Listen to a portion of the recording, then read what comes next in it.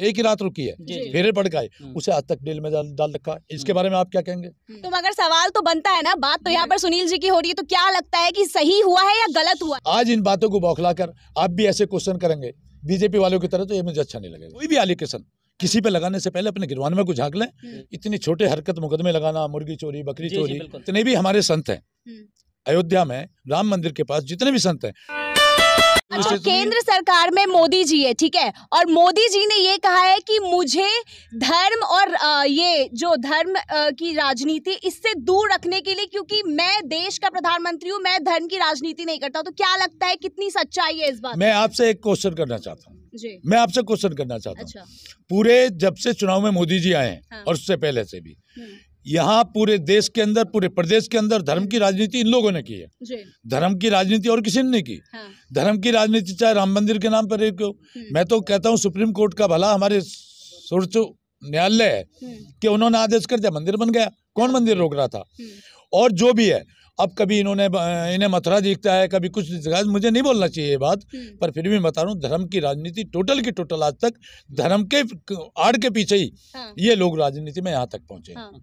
अच्छा, अभी कुछ दिनों तक खबरें आ रही थी कि योगी जी कभी मथुरा से लड़ने वाले, कभी अयोध्या से लड़ने वाले, मगर अब खबर आई है कि वो गोरखपुर से लड़ने वाले। तो क्या लगता है कि बीजेपी को किसी तरह का कोई खतरा महसूस हो रहा है, इसी वजह से योगी जी गोरखपुर से लड़ रहे? किसी प्रकार का कोई परेशानी या फिर कोई डर है? ये तो आपके सवाल का आपने जवाब दे दिया। अच्छा, अपने सवाल का आपने खुद जवाब दे दिया। इन्हें डर नहीं सताया जाए। प्रदेश के 5 साल मुख्यमंत्री रहे हैं। हाँ। और मुख्यमंत्री बहुत बड़ी पावर होती है, प्रदेश का मालिक होता है। 5 साल के अंदर किसी भी एक सीट को ऐसे बना सकते हैं कि नॉमिनेशन करके घर बैठे जीत सकते हैं। आज इनमें जो बौखलाहट है, जो घबराहट है, जितने भी हमारे संत हैं अयोध्या में राम मंदिर के पास, जितने भी संत हैं, उनकी आप बहुत सारी वीडियो देखते हैं कि अयोध्या में इन्होंने क्या किया। 42 बार आए हैं, 42 रुपए का काम वहां नहीं किया, तो वहां कैसे चले जाएं? वो हमारे जितने भी संत हैं, जितने भी भगवान कृष्ण को या किसी को भी मानने वाले हैं, वो सब के सब जवाब दे रहे हैं। तो इसलिए वहां से डर है।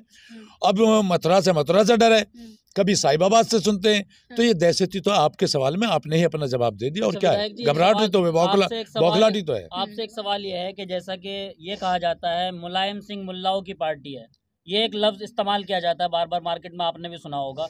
लेकिन एक तरफ आजम खान एक ऐसा चेहरा जो कि एक लंबे वक्त से अंदर है, लोग काफ़ी मुस्लिम इस चीज़ को लेकर नाराज़ हैं कि आखिर समाजवादी पार्टी ने उनके लिए क्या किया जिन्होंने अपनी पूरी ज़िंदगी सर्व करी मुसलमानों के लिए। हमारे लोग जब बड़े भाई आजम खां को जी बाबा जी की सरकार ने, उत्तर प्रदेश की सरकार ने जेल में बंद करने का काम किया। इतनी छोटे हरकत मुकदमे लगाना, मुर्गी चोरी, बकरी चोरी, जो इस स्तर का नेता आप भी समझते हैं, मैं भी समझता हूँ, और पूरे उत्तर प्रदेश की जनता समझती है। अब वो जिस तरीके से पार्टी ने उनकी मदद की है और पार्टी उनकी मदद में खड़ी है, आज उनके बेटे जेल से छुट के सीधे अखिलेश जी के पास गए हैं, तो वो जो हम लोगों के बात में सामने आई थी, चूंकि हम लोग थोड़े लेट समझते हैं, तो धीरे धीरे समझ गए।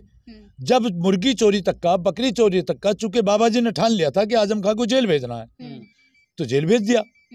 तो और इससे ज्यादा क्या हो सकता है? अच्छा, विधानसभा धौलाना से हाजी आरिफ का भी टिकट हो गया, जो कि ओवैसी साहब की पार्टी से। ओवैसी साहब एक ऐसा चेहरा है जो कि एक तरफ हिस्सेदारी की बात कर रहे हैं, कह रहे हैं इस बार मुसलमानों को हम हिस्सेदारी दिलाएंगे। तो क्या लगता है? बड़े भाई हैं ओवैसी, बहुत सीनियर हैं जी, राजनीति में भी और शिक्षा में मुझसे बहुत बड़े सीनियर हैं।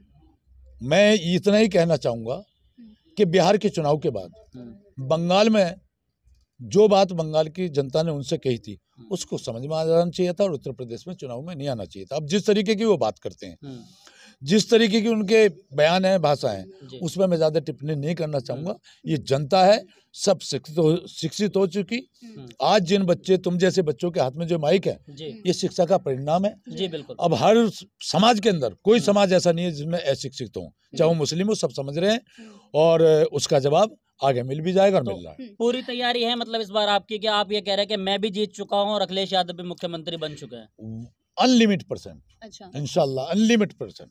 अच्छा, मेरा दूसरा सवाल आपसे ये है कि बीजेपी कहती है कि जब माफियों पर बुलडोजर चलता है तो बहुत तकलीफ होती है अखिलेश यादव और समाजवादी पार्टी के लोगों को। इसके ऊपर क्या कहेंगे आप? मैं इसके ऊपर ये कहना चाहूँगा, ना तो माफियाओं पर अखिलेश जी को दर्द होता, और जिन लोगों को ये परेशान कर रहे हैं। लोगों का कहना है कि माफियाओं को अखिलेश जी गले लगाते थे अपने राज्य में। इनकी सरकार के अंदर आपने वीडियो देखी होगी, संगीत सोम की भी देखी होगी, उन्हीं के लोग किस तरीके के आरोप लगा रहे, कितना माफियागिरी उनकी है, कितना धन उन्होंने अर्जन किया है। चाहे संगीत सोम हो, चाहे गन्ना मंत्री हो, तो पहले कोई भी एलिगेशन किसी पे लगाने से पहले अपने गिरवान में को झांक लें कि इनकी पार्टी के अंदर कितने बड़े बड़े माफिया हैं, उनको भी जरा देख लें। अब आप कह रहे हैं कि साइकिल आ रही है और वही दूसरी तरफ बीजेपी ने तो डंके की चोट पे कहा है कि 300 प्लस सीटों के साथ वो इस बार सरकार बनाने वाली है। उसका उदाहरण पहले आपने क्वेश्चन पूछा था। माननीय बाबा योगी जी मुख्यमंत्री प्रदेश के जब कहीं से एक जगह डट के चुनाव लड़ने की हिम्मत नहीं कर पा रहे, तो 300 पार कहाँ, उन्हें अपने जीतने की उम्मीद नहीं है। उन्हें अपने जीतने की उम्मीद नहीं है, जब जगह जगह भाग रहे हैं तो 300 पार का तो छोड़ियो, 3 पार होने मुश्किल है। आज जो अखिलेश जी की बात कर रहे हैं, मैं आपसे एक कहना चाहता हूँ, अखिलेश जी को जनता ने चुन लिया। अखिलेश जी के कामों पे, अखिलेश जी के विचारों पे, अखिलेश जी के इखलासों पे जनता और पूरे प्रदेश का युवा झूम के पीछे। आप देख रहे होंगे रात को 3-3 बजे तक मीटिंग हो रही है। अब जो भी विषय है वो राष्ट्रीय स्तर के विषय हैं, वो जाने, मैं इतना नहीं कहना चाहूंगा। पर बाकी आज इन बातों को बौखलाकर आप भी ऐसे क्वेश्चन करेंगे बीजेपी वालों की तरह, तो ये मुझे अच्छा नहीं लगेगा। तो मगर सवाल तो बनता है ना, बात तो यहाँ पर सुनील जी की हो रही है, तो क्या लगता है कि सही हुआ है या गलत हुआ है? सुनील जी के बारे में मैंने पढ़ा ना, मैंने देखा ना, वीडियो देखी ना, कुछ देखी। अच्छा। हाँ, और रही बात ये बहुत, जितने भी ब्राह्मण भाई हैं प्रदेश के अंदर, मुस्लिम और ब्राह्मण दो की तो बाबा जी ने टारगेट बनाया है। आज एक बात बताइए, विकास दुबे जो उसका गुनाह था उसे सजा दे दी सरकार ने। उसके जो भतीजे की घरवाली है, जो एक ही दिन हुआ, एक ही रात रुकी है, फेरे पड़ गए, उसे आज तक जेल में डाल रखा है। इसके बारे में आप क्या कहेंगे? इसके बारे में आप क्या कहेंगे? बिल्कुल कानून की हत्या है, कानून की हत्या है। आज जितने ब्राह्मण समाज के एनकाउंटर हुए हैं, मामूली चिंग में जितने मुसलमान भाई मारे गए हैं, उन सब के बारे में क्या कहेंगे आप? तो ये काम उनके हैं, वो जाने, इससे कोई बड़ी बात नहीं है। तो मतलब आपकी तैयारी मुकम्मल है कि इस बार आप जीतने की तरफ मतलब बढ़ चुके हैं और जीत होगी आपकी? परवरदिगारे आलम ने भरोसा है, परवरदिगारे आलम ने तमाम ठाकुर भाइयों, त्यागी भाई, जाट भाई, यादव भाई, गुजर भाई, वाल्मीकि भाई, जाटाऊ, मुस्लिम, सब एक तरफा है। बहुत बड़ी और बहुत लंबी उत्तर प्रदेश की नंबर 1 की जीत होगी इंशाल्लाह। किस बातचीत करते हुए असलम चौधरी, और जैसा कि इन्होंने साफ तौर से बोल दिया है कि इस बार उत्तर प्रदेश में समाजवादी ही आने वाली है, तो देखना दिलचस्प होगा कि आने वाले वक्त में किसकी बनती है सरकार और किसके सर सजता है मुख्यमंत्री का ताज।